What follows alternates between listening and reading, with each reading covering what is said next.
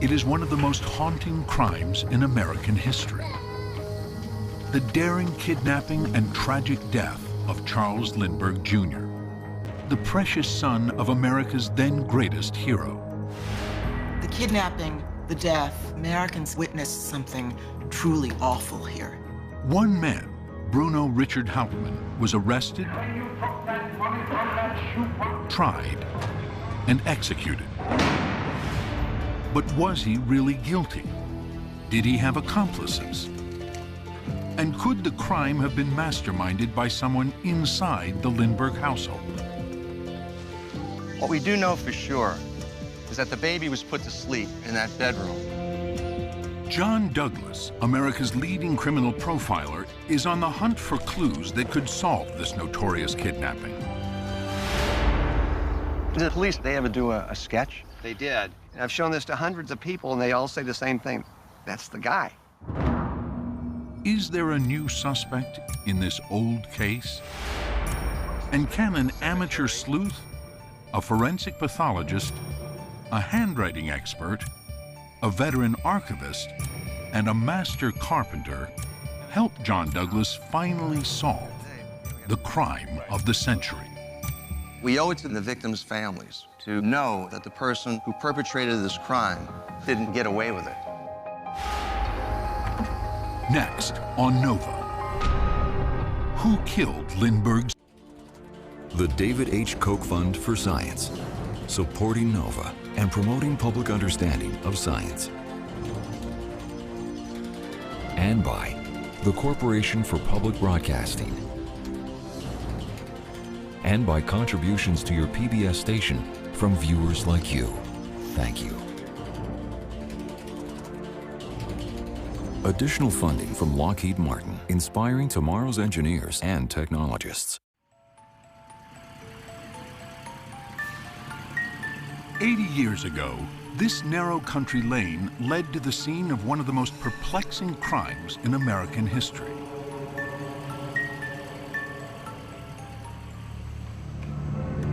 And this man wants to solve that crime once and for all. He's John Douglas, legendary FBI profiler who pioneered the use of behavioral analysis for tracking down serial killers and other dangerous criminals. Today, he has come to this isolated estate in Hopewell, New Jersey, to try and unravel a mystery as cold as the grave. The daring kidnapping and tragic death of Charles Lindbergh, Jr., aged 20 months when he was stolen in 1932. Wow, it's amazing. After 80 years, still looks the same. Douglas has worked thousands of cases and helped in the prosecution of violent offenders all over the world. But this notorious crime still haunts him.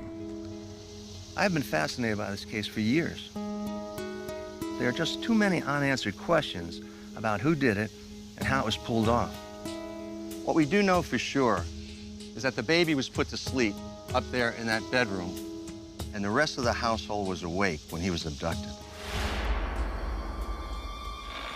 The crime would touch a fear lurking in the heart of every parent, that somehow, without warning or reason, their child would be taken from them, never to return.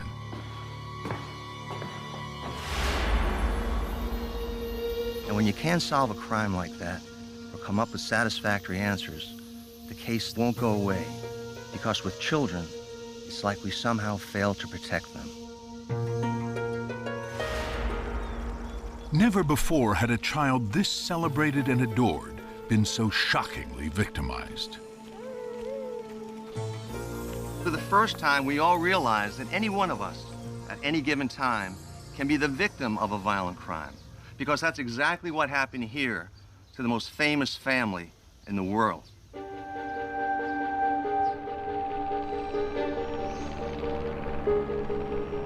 With his triumphal solo flight across the Atlantic in 1927, Charles Augustus Lindbergh instantly became a global icon. Charles Lindbergh was the hero of the world. not just of the United States. He seemed to personify the best of an American. Young, informal, very handsome, tall, blue-eyed, and a bit shy. He's irresistible to the world at that moment. As this 1927 hit song clearly demonstrates. Lindbergh, oh what a flying fool was he. Lindbergh, his name will live in history. Over the ocean he flew on. When Lucky Lindy met heiress Anne Morrow, he not only taught her how to fly, he married her. And when the celebrity couple had their first child, a boy they called Charlie, their charmed lives seemed complete.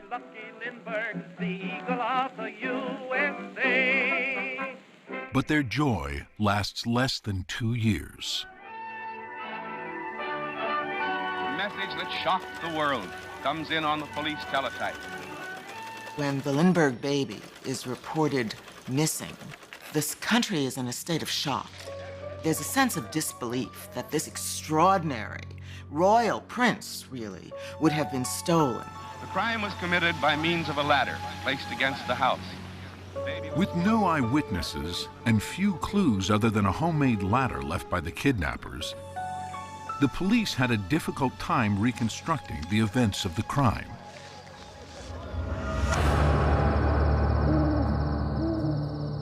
What emerged as facts were these. Sometime between 8 and 10 p.m. on Tuesday, March 1st, 1932, one or more individuals came to the house with a homemade folding ladder that left scrape marks on the wall to the right of the baby's bedroom window. The kidnappers apparently climbed the ladder and entered the room through the unlocked window.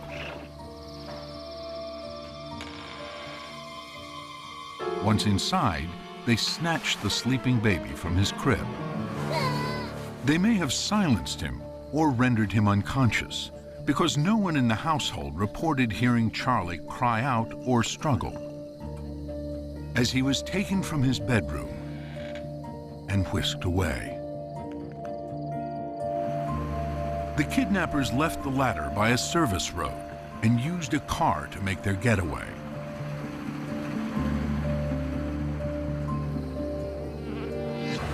They had placed a ransom note on the baby's windowsill demanding $50,000 for his safe return, and warned Lindbergh there would be trouble if he involved the police. The criminals left no fingerprints or other helpful forensic evidence to guide the investigation. So where to begin? As an investigator, one of the first questions I would ask is, did they have inside help? This is the first time the Lindberghs were here on a Tuesday. The house was not quite finished, so the family only came on weekends. They spent weekdays at Ann's family estate in Englewood, New Jersey. But Charlie had a cold, and Ann didn't want him to travel. So how did the kidnappers even know they'd be here that night? John Douglas wants to profile the type of offenders who could have committed this crime. Were they organized professionals or lucky amateurs? One way to answer this question would be to figure out what they intended to do with Charlie. It takes too much planning and resources to care for a toddler. It's a whole lot easier to pretend the child's alive, collect the ransom, and be on your way. And I believe that's what happened here. At a late-night meeting in a Bronx cemetery, the kidnappers did collect the ransom and did get away scot-free. Dr. John Condon, Lindbergh's emissary, handed over the $50,000 in a wooden box in exchange for a note telling Lindbergh where he could find his baby. But it was all a ruse. 2 weeks later, a truck driver walking in the woods stumbled upon Charlie's decomposing body, not 5 miles from his Hopewell home. And from the state of the corpse, it appeared he died the very night of the kidnapping. An entire nation mourned Charlie's death as if this child was their very own. There's a loss of innocence that takes place as a result of this case. The kidnapping, the death, all of it makes Americans confront the fact that they've witnessed something truly awful here.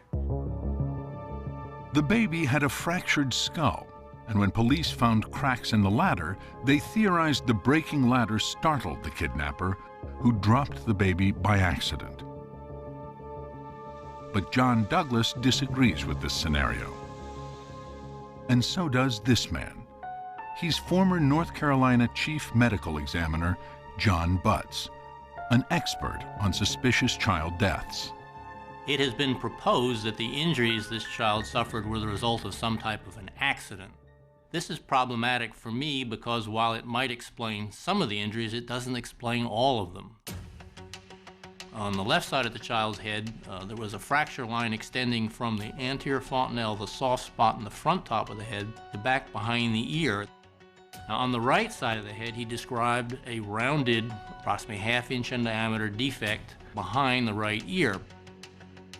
To me, this second injury, the one on the right side of the head, is the one that's most intriguing.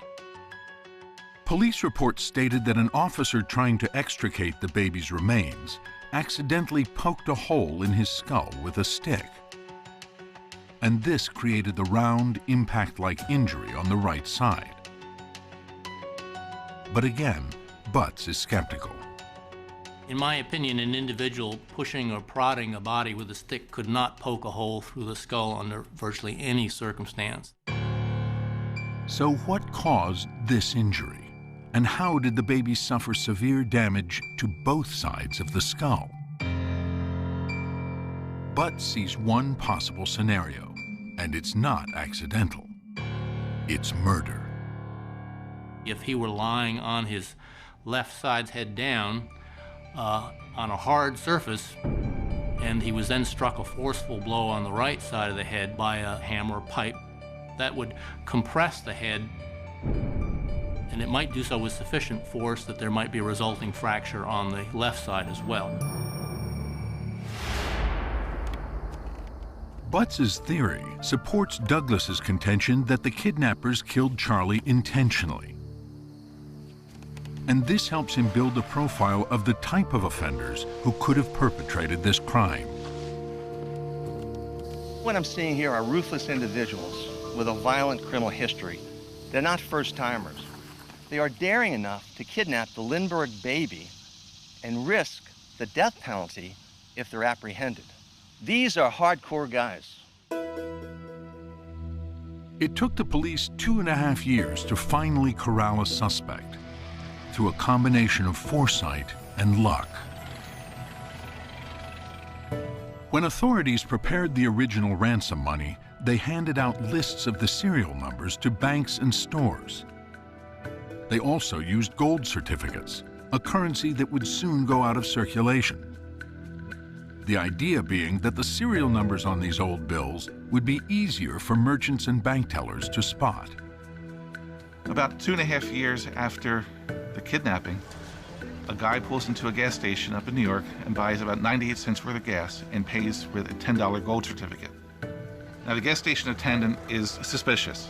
But he's not thinking, oh, this is Lindbergh ransom money. He's thinking, we're off the gold standard now for about a year or so.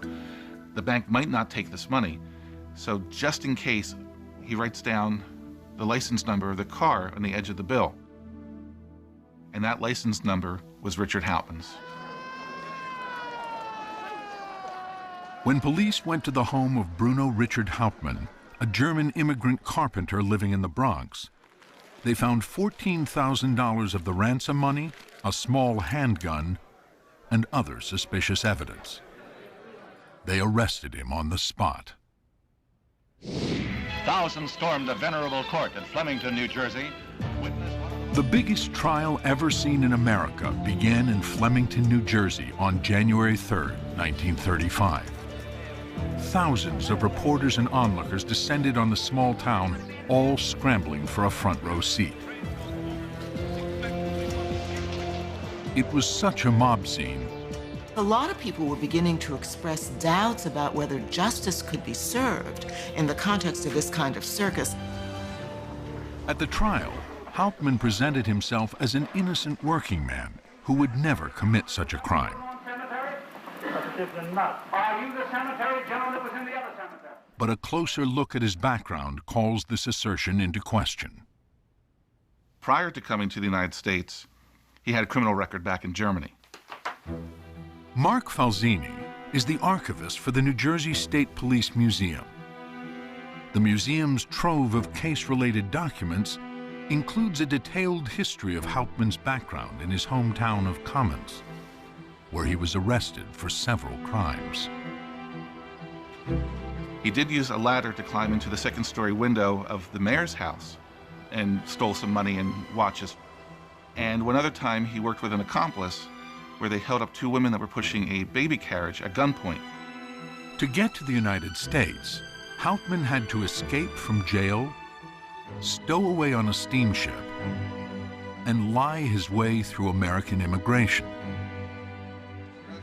So despite his engaging, clean-cut demeanor, Hauptmann was bold, ruthless, and criminally sophisticated.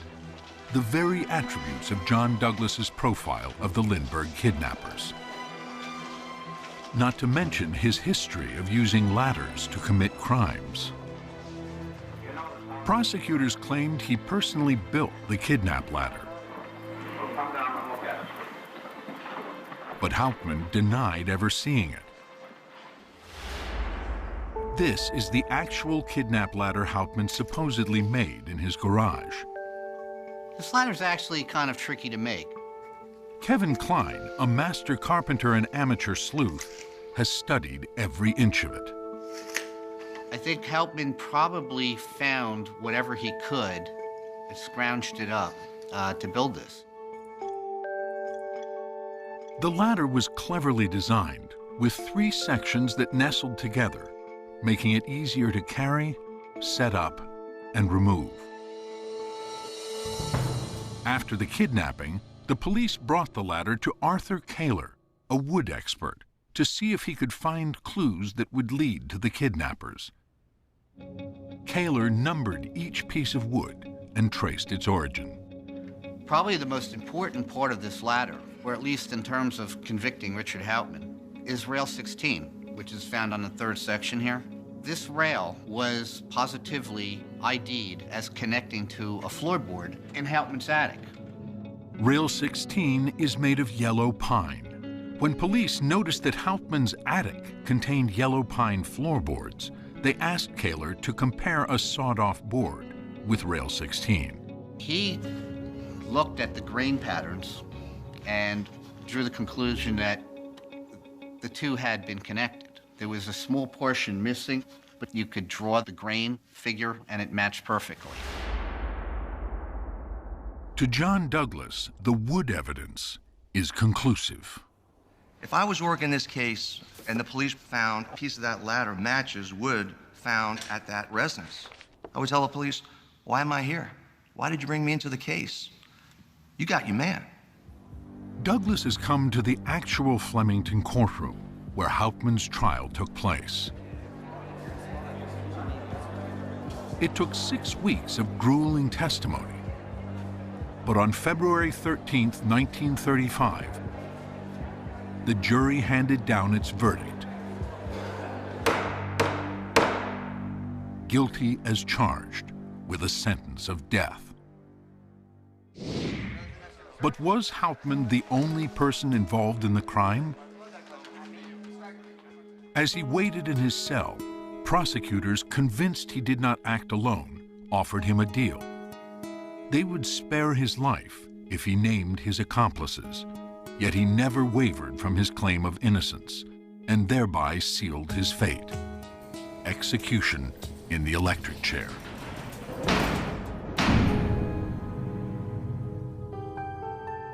Because he chose to die when he could have saved his life, many people began to wonder if Bruno Richard Hauptmann might have been innocent after all.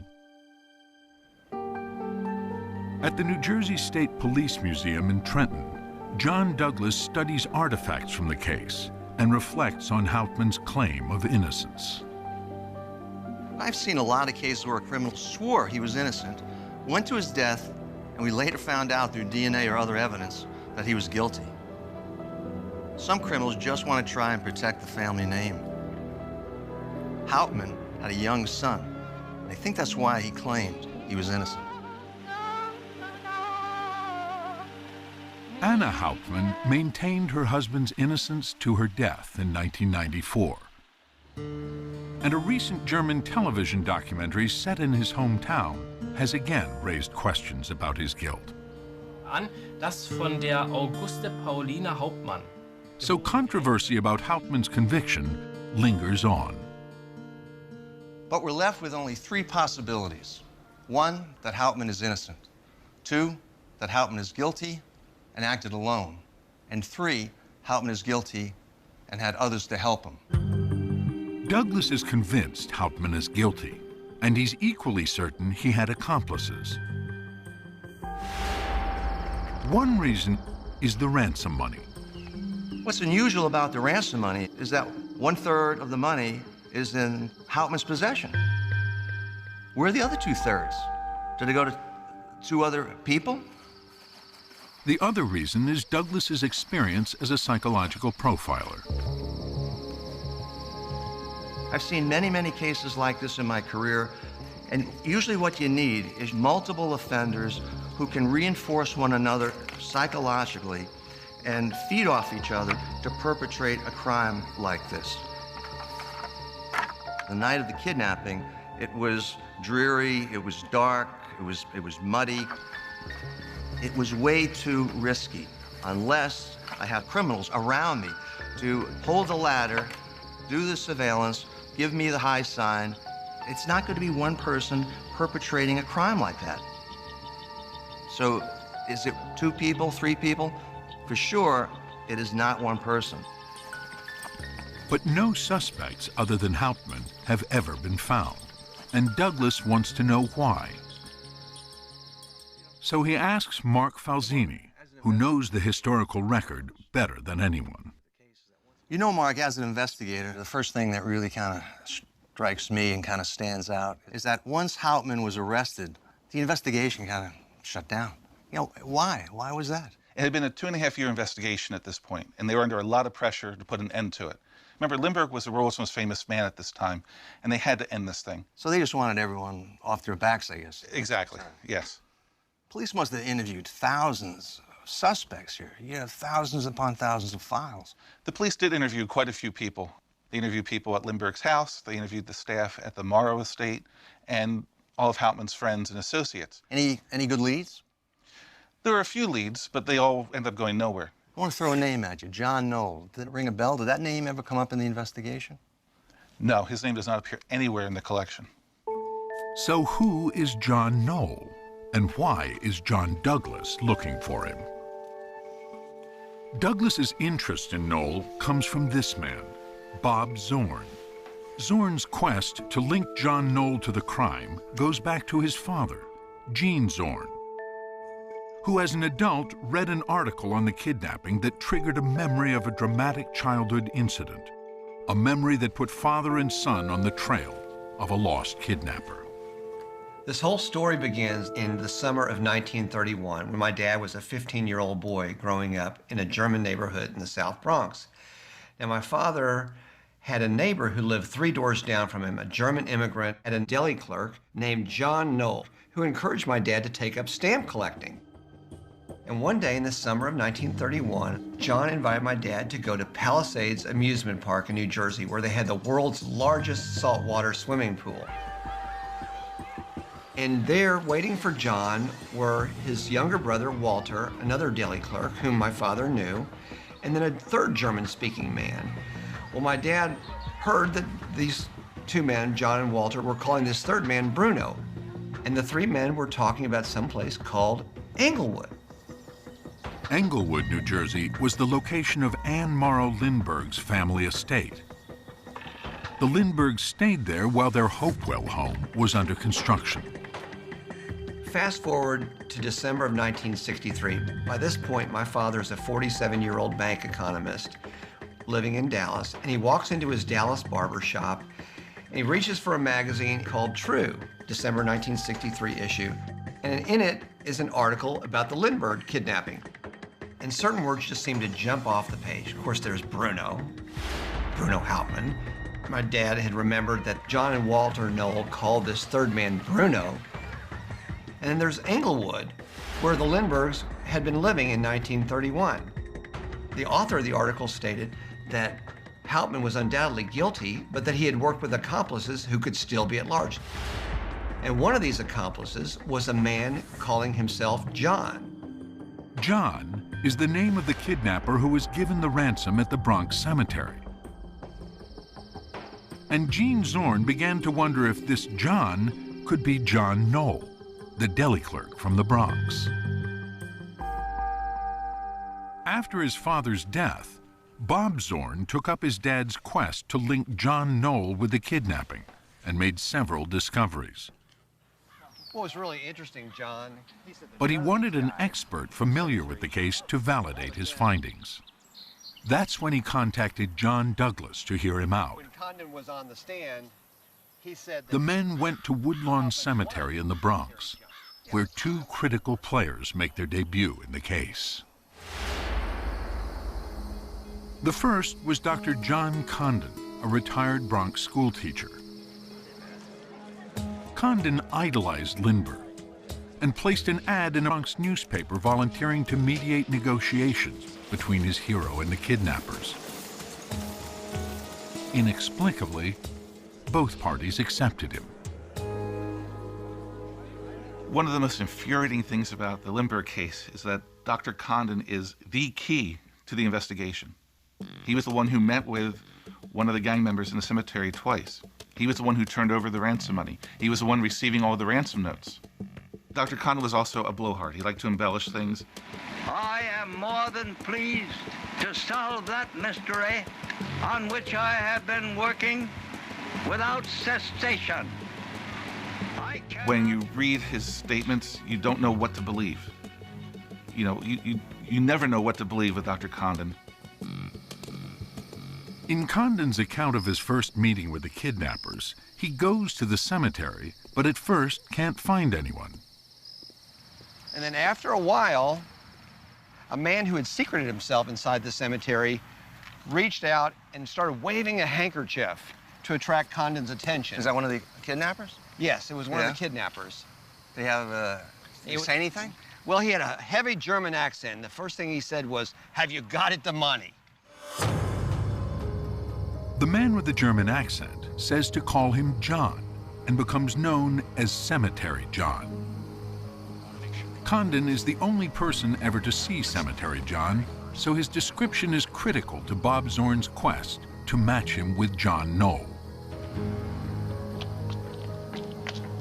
He said that he was a guy built about like me. I'm 5'7", 165, with a high forehead, large ears, a pointy chin, and then a large lump or fleshy mass at the base of his left thumb. What do you mean? Well, there appeared to be an abnormality. A photograph I have of John Knoll clearly shows that there was something very abnormal about his left thumb. This photograph, taken a few years after the kidnapping, is the best view we have of both of Knoll's thumbs. Hand specialists are divided on whether they reveal a clear abnormality. But both thumbs are large and discolored, so he might have had some physical anomaly. And did the police at any point, did they do a police sketch based on the description provided to them? They did. Tell me about that. Well, the police took the description and they had a sketch artist do a sketch of him. I got a photograph of John, and then I set that photograph next to this police sketch, and it was a dead ringer. And I've shown this to hundreds of people, and they all say the same thing. That's the guy.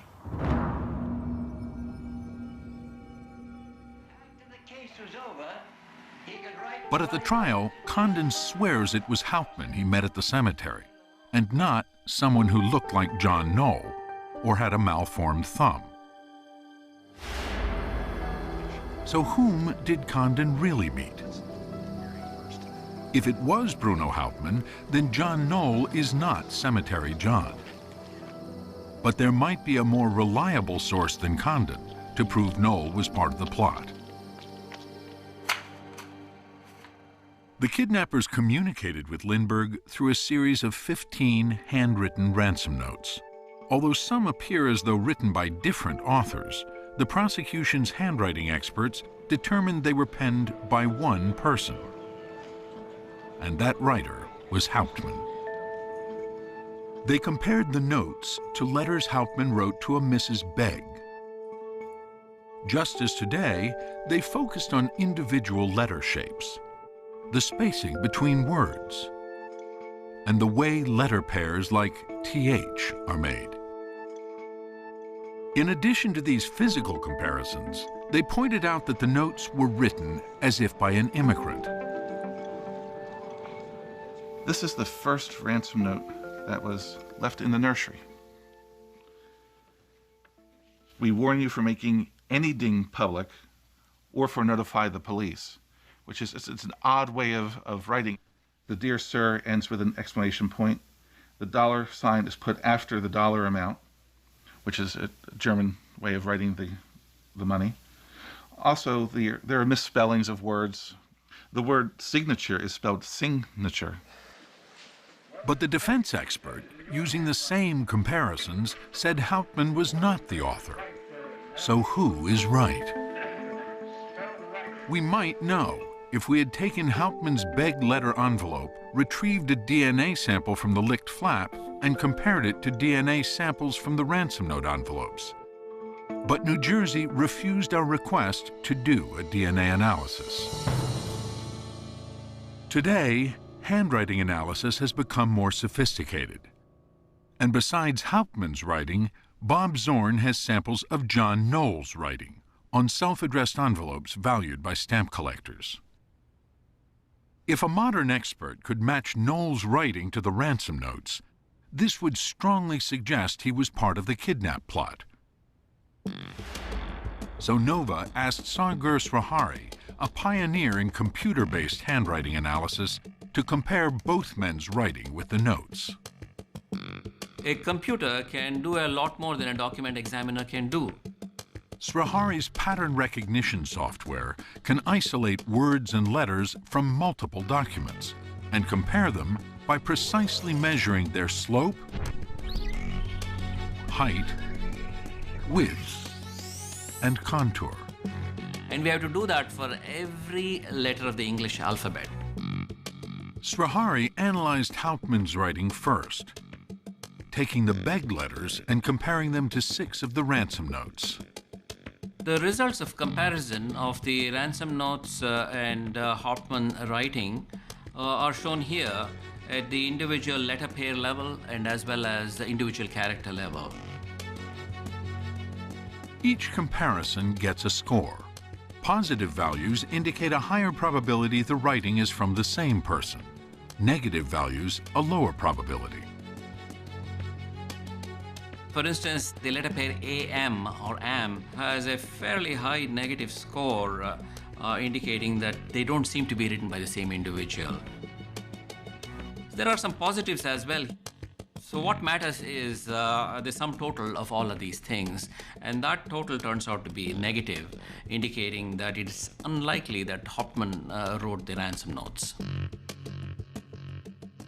If Srihari is correct, then Hauptmann did have a co-conspirator who wrote the notes. And could it be John Knoll? Srihari's initial analysis of Knoll's writing showed some positives for the word John, but other comparisons did not. What we did here was to compare pairs of letters such as an ER and NO and so on. And we're also comparing ST again with a negative value. The summary of these comparisons is that it is unlikely that John Knoll was the writer of these ransom notes. Srihari's conclusion does not completely eliminate Knoll as a suspect. But it means John Douglas must dig deeper into Knoll's story to prove he's a lost kidnapper. John, my dad grew up in this South Bronx neighborhood. It was a German neighborhood at the time. Douglas's key question: does Zorn have evidence Knoll and Hauptmann ever met? My grandparents rented a third-floor flat in one of the homes, and John Knoll lived 3 doors down on the second floor of an apartment, and he rented a home for $10 a month. Well, it's very interesting, but how would Knoll and Hauptmann get to know each other? What makes you think there's a connection? Well, when Hauptmann came to the States in 1923, he immediately started coming and visiting people from his home village of Kamenz.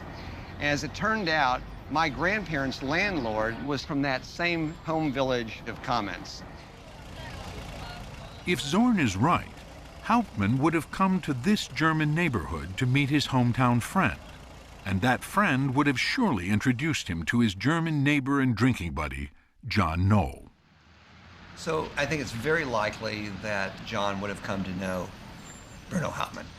The thing that's puzzling, though, from an investigative perspective, is that nowhere in the police background checks with names, associates, and of Hauptmann did his name ever come up. It's possible Hauptmann kept his association with John Knoll secret from his wife, his friends, and the police. But there may be a bigger problem connecting Knoll with Hauptmann and the kidnapping.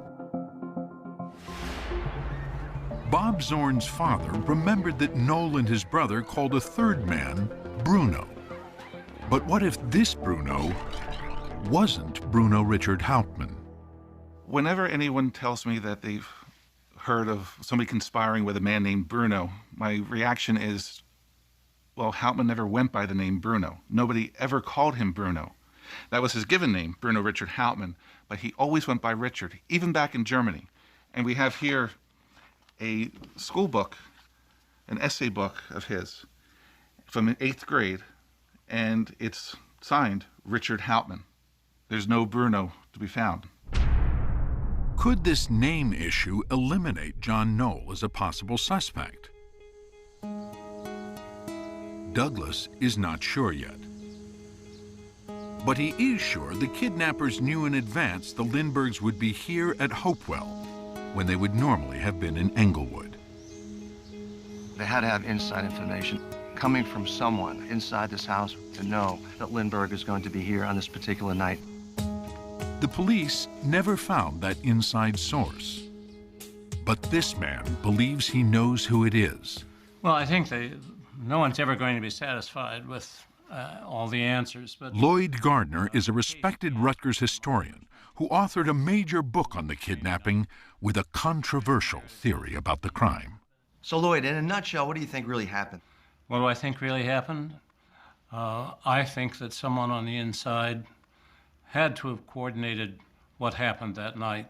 And my conclusion is that Charles Lindbergh himself was involved in coordinating the kidnapping. As shocking as this sounds, questions about Lindbergh's behavior emerged soon after the kidnapping. He didn't trust the police and used his enormous influence to control them and the investigation. He even kept the ransom notes and negotiations with the kidnappers secret.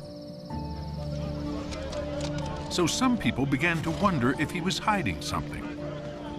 But why would he want his own child kidnapped? Lindbergh was very much involved in the eugenics movement, and I think Lindbergh was very afraid that little Charlie was not ever going to be a healthy young man. Eugenicists believe in creating superior human beings by selectively breeding the smartest and strongest people, those with good genes, and sterilizing the physically and mentally weak. There were rumors that Charlie had some physical problem, and if he did, this could be a sign that Lindbergh had inferior genes. And his feeling about having an imperfect child may have weighed on him very, very heavily. Is there any evidence that Lindbergh's baby had any of these health problems? Yes, the family doctor noted enlarged or still open fontanelle, which should have been closed. He had difficulty getting the child to stand up straight when he was doing the physical examination.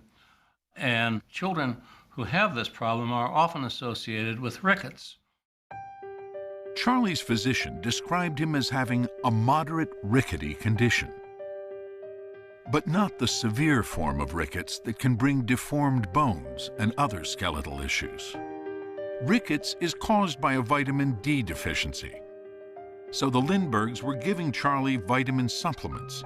But was he seriously affected or mildly compromised? According to pathologist John Butts, his medical record shows no evidence that he had any significant medical problems. If he did have rickets, it was a very mild condition for which he was being appropriately treated. But what if his condition was more serious? Do you think that this would be enough motivation to plan a kidnapping and killing of his own child? I don't think Lindbergh wanted the child killed. Obviously, something went wrong.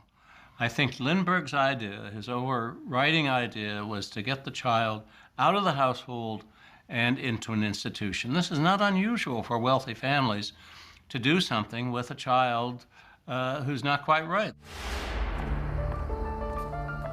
Gardner believes it was Lindbergh who told the kidnappers when the baby would be at the unguarded Hopewell residence and not at the well-guarded Englewood estate. Although any staffer could have given the family's location, only Lindbergh knew one thing. He would be the only person who would know whether he was going to be in Hopewell that night. That evening, Lindbergh had scheduled a speaking engagement in New York.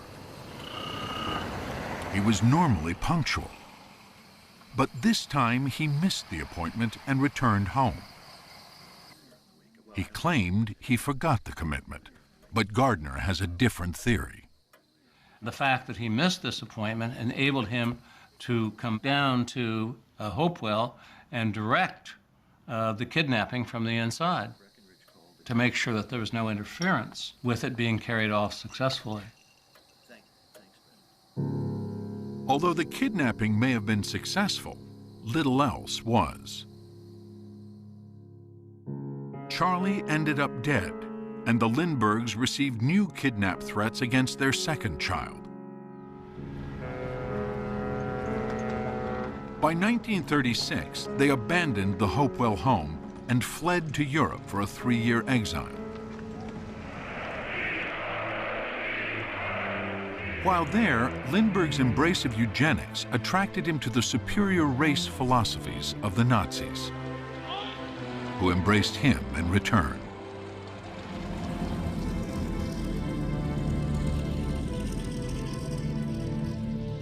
After the war, Lindbergh returned to Germany as a consultant for Pan American Airlines and the Air Force. And by the 1950s, he's embarked on an elaborate and shocking scheme. What finally convinced me that Lindbergh was involved was the evidence that came out about his families in Germany. Using the assumed identity Carew Kent, starting in 1958, Lindbergh secretly fathered 7 children with 3 German women. He swore the families to secrecy and died in 1974, believing his double life would remain hidden. But in 2003, some of his German children revealed the truth after DNA testing proved Lindbergh's paternity. Gardner sees Lindbergh's secret life as consistent with his philosophy. And that is a perfect eugenics kind of experiment. What he wanted was to spread his sperm around as much as possible in hopes of creating this better race. Despite Lindbergh's eugenics beliefs and secret families, John Douglas does not believe he's also a criminal mastermind. While he's a schemer, it doesn't make him a killer. I don't see a violent bone in that man's body. And I don't see him trusting anyone, no one at all, to perpetrate a crime like this with other people involved. Why? Because it would be a lack of control. He needed to control every single aspect of his life. And this would include the investigation itself, something Lindbergh believed he could handle better than the police. It was no surprise, at least to me, that Lindbergh wanted to take charge.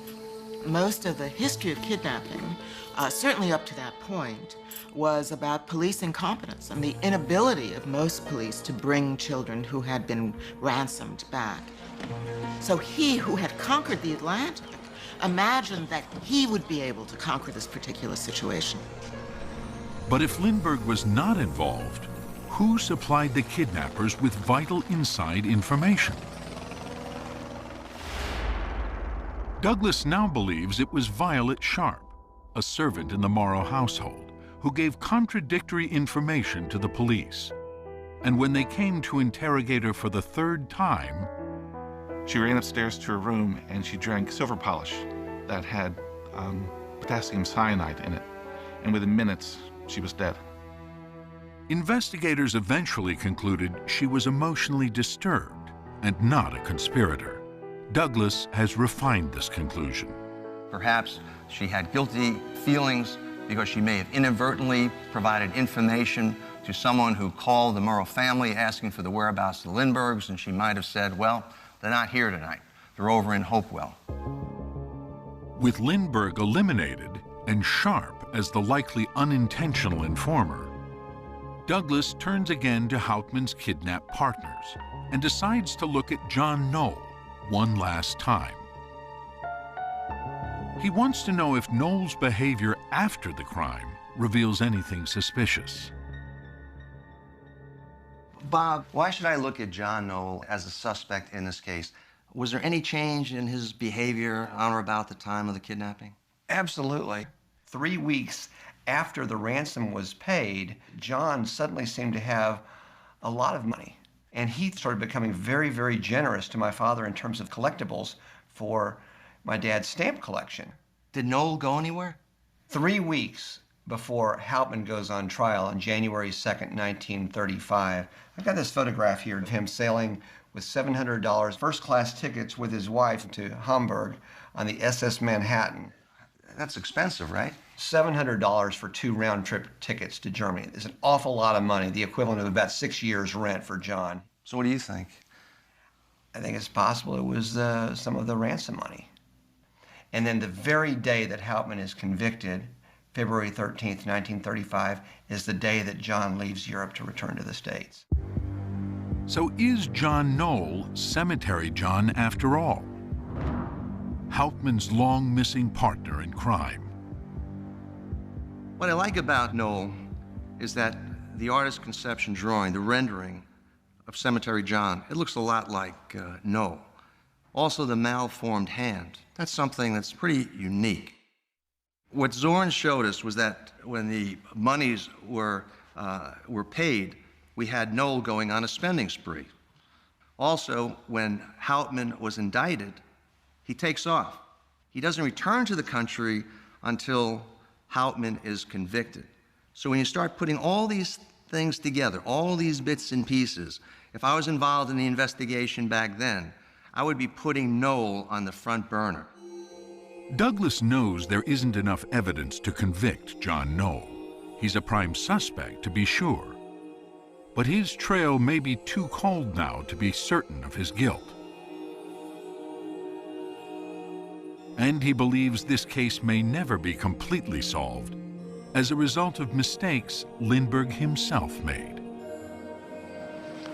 An ordinary citizen would never be able to take an investigation like this and maintain control over the police, over the overall investigation. But someone at Lindbergh's status, I mean, he was a hero.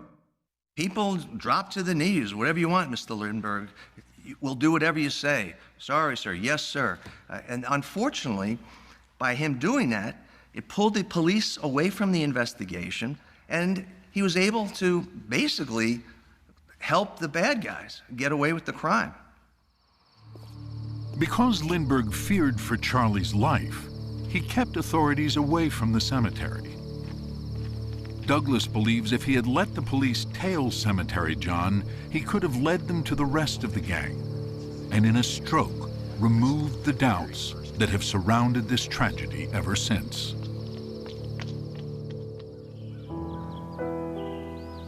The death of Charles Lindbergh Jr. triggered an outpouring of grief not felt since the Lincoln assassination, and not felt again until the murder of John F. Kennedy.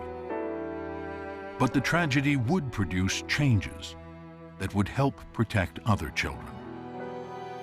One of the most concrete legacies of the Lindbergh case is the Lindbergh Law, which was passed by the Congress the day after the kidnapping, and which makes, for the first time, kidnapping a federal offense, and it makes it a capital offense. It makes it a very serious crime to kidnap a child, or anybody for that matter. Unfortunately, young children remain vulnerable to abductions, primarily by parents in custody disputes, and sometimes by sexual predators. But their kidnapping for ransom is rare in the U.S. since the Lindbergh Law. And today, public alert systems have combined with better police work to aid in the arrest and prosecution of all child abductors. But the ones who got away still haunt John Douglas. And for the Lindbergh case, Bruno Hauptmann, guilty. John Knoll, intriguing, interesting, but the one thing we can say for sure is that someone absolutely got away with money and murder. But why, after so many years, is Douglas still looking for answers? When you get a case like this, we refer to it as an old dog kind of case. I mean, the case now is 80 years of age. So why do we look at it? We look at it for the victims. That's who we work for. We work for the victims. Whether the case is Ron Goldman and Nicole Brown Simpson in the O.J. Simpson case, whether it's John Benet Ramsey case that remains unsolved to this day, but we owe it to the victims' families. And that's really our mission, to give some type of closure, small closure, so that we know that the person who perpetrated this crime didn't get away with it.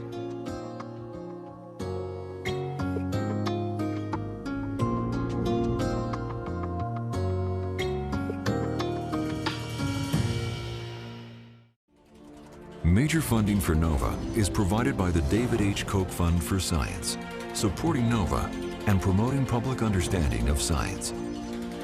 And by the Corporation for Public Broadcasting. And by contributions to your PBS station from viewers like you. Thank you. Additional funding from Lockheed Martin, inspiring tomorrow's engineers and technology.